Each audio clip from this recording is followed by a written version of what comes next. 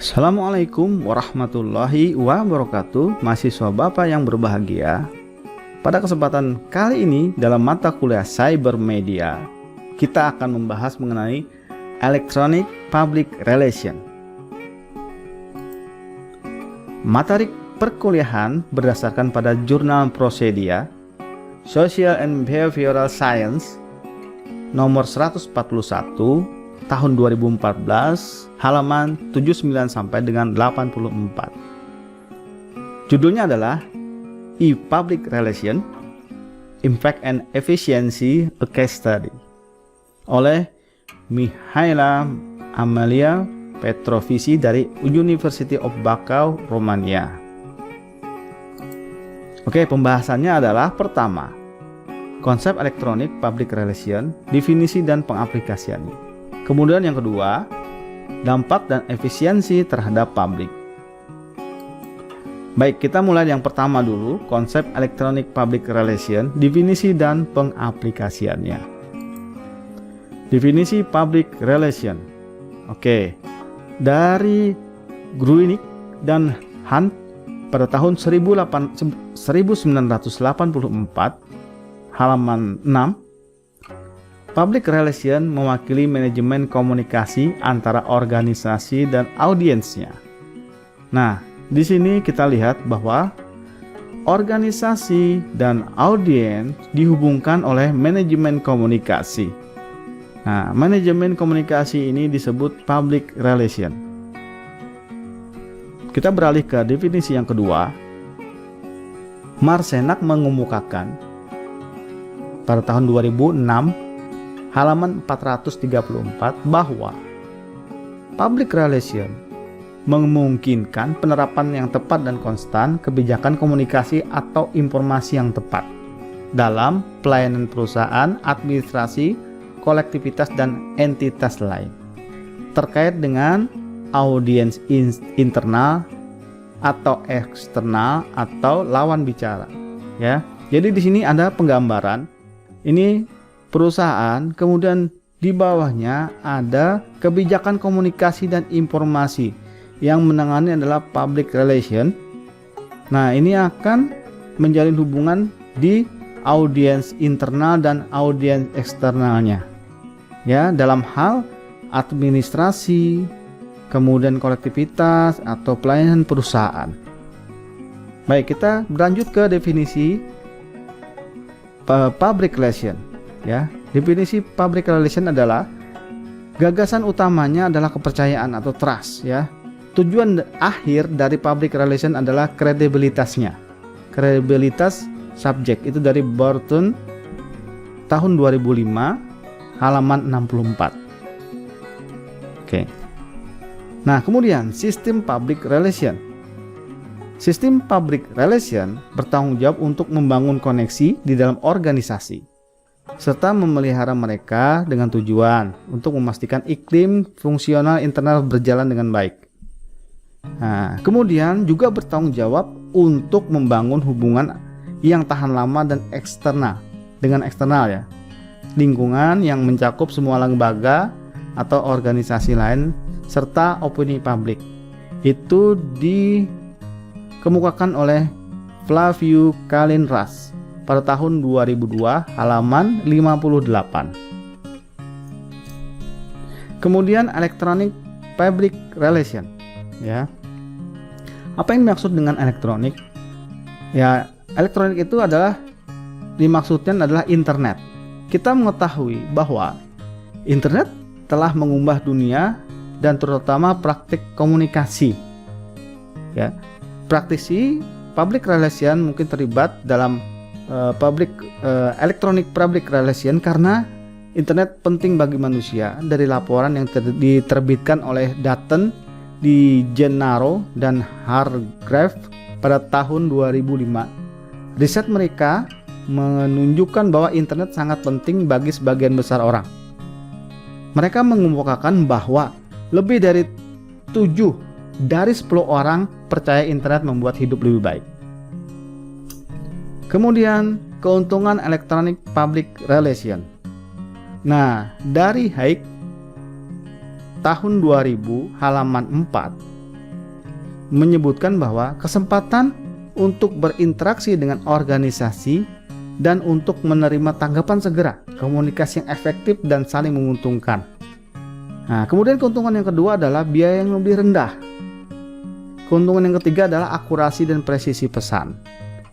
Nah, kemudian dari Solis dan Breckenridge pada tahun 2009, halaman kedua, dia mengemukakan bahwa di era baru Electronic Public Relation monolog telah berkesempatan untuk berdialog. Nah, kemudian keuntungan yang ketiga dari Hayek tahun 2000 halaman 5-6, Electronic Public Relation adalah seni mengelola dan mengkonsolidasikan reputasi online suatu organisasi. Jadi di sini digambarkan bahwa reputasi organisasi dalam berkomunikasi online tergantung oleh reputasinya. Nah, itu dijaga oleh Electronic Public Relation. Kemudian kita beralih kepada dampak dan efisiensi terhadap publik. Kemudian kita masuk ke studi kasusnya dalam jurnal yang tadi ya. Studi kasusnya mengenai kampanye di Rumania. Metodenya adalah metode kuesioner, kemudian pengelompokan responden pada tempat tertentu. Nah, penelitian ini dilaksanakan pada antara tahun 2011 sampai dengan 2012. Tujuan diadakan penelitian ini adalah menganalisa kampanye online multidimensi yang dilakukan pada tahun 2012 untuk mengetahui dampak dan efisiensinya terhadap publik. Nah, dari hasil penelitian ini, hasil studi kasus tadi, diketahui bahwa minat publik untuk melihat kampanye online itu lebih dari 85%. Bisa kita gambarkan di diagram pie ini. Warna biru menggambarkan mewakili minat publik terhadap kampanye online. Selebihnya adalah tidak berminat. Ya, jadi minat untuk melihat kampanye online ini sangat besar. Kita lanjutkan hasil studi kasus yang berikutnya. Publik yang membaca informasi dan artikel online sebesar 92%. Nah, ini gambaran dari diagram pie-nya ya. 92% besar. Hasil studi kasus selanjutnya, masyarakat menganggap kampanye online adalah kampanye kreatif, kemudian menarik, kemudian interaktif. Nah, presentasinya yang menganggap kampanye online kreatif adalah sebesar 48%. Ini diwakili oleh diagram pie warna biru. Kemudian kampanye menarik diwakili oleh diagram pie warna biru muda. Kemudian yang interaktif adalah diwakili oleh diagram pie yang warna kuning. Hasil studi kasus selanjutnya, menurut opini responden, kampanye online terpopuler yang dilakukan pada 2012 adalah pertama, Romanians are smart. Itu terpopuler menurut 58% responden. Menurut mereka, pencapaian terbesar dari kampanye ini adalah membangkitkan perasaan positif dan mengurangi perasaan negatif terhadap orang Rumania.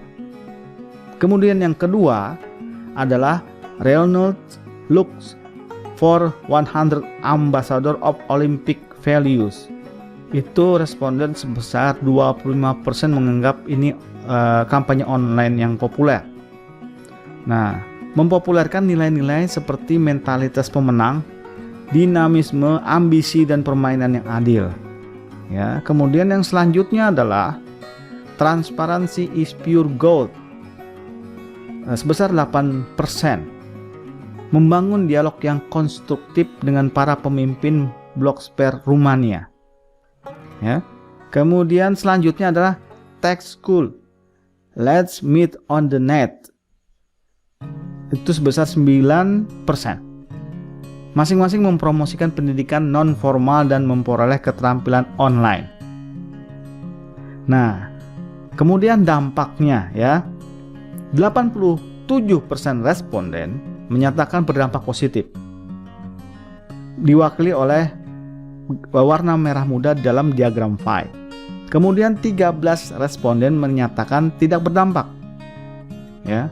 Nah, kemudian dari 84 responden ini, yang warna kuning, yang menarik perhatian adalah konsep kreatif sebesar 80%.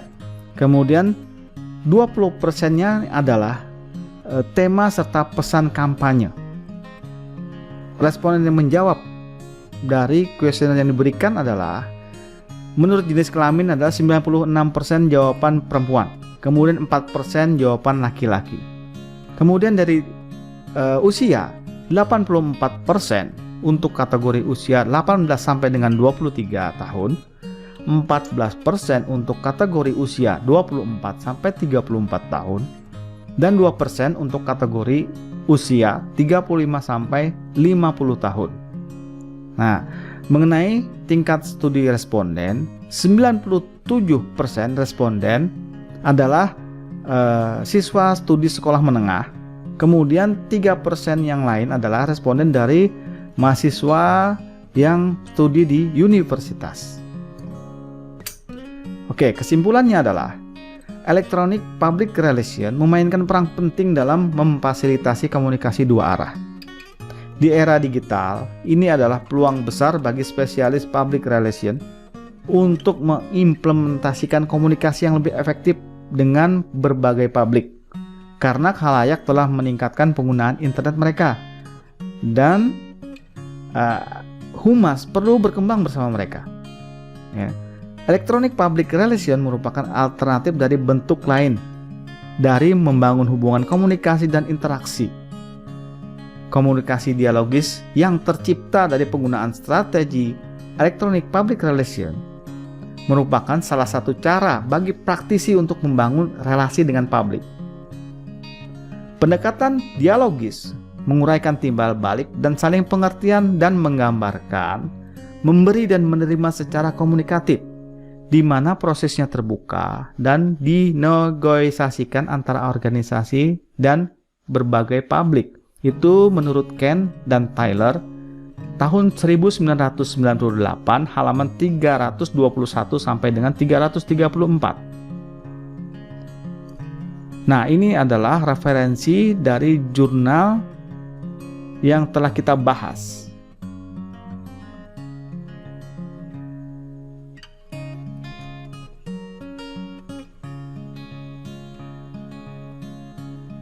Baik, sekian dulu, terima kasih. Salah hilaf mohon maaf. Assalamualaikum warahmatullahi wabarakatuh.